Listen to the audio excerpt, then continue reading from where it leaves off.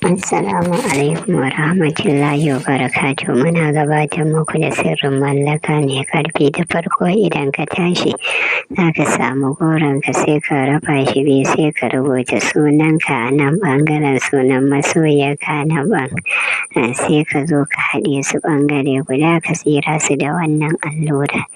Kowanne za ka ringa karantawa bismillahi ka tsira soyayyarka a zuciyar wani.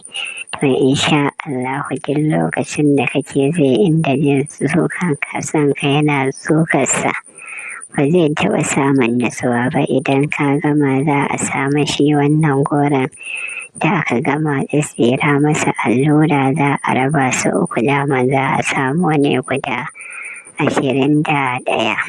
Bakwai na farko za a je a kai su gidan tururuwa a binne. Bakwai na biyu za a kai su kogon kuka. Bakwai na uku kuma za ka samu gunda ake kunna wuta ka binne su a ƙasa. To insha Allahu za ka yi mamakin abin da zai faru.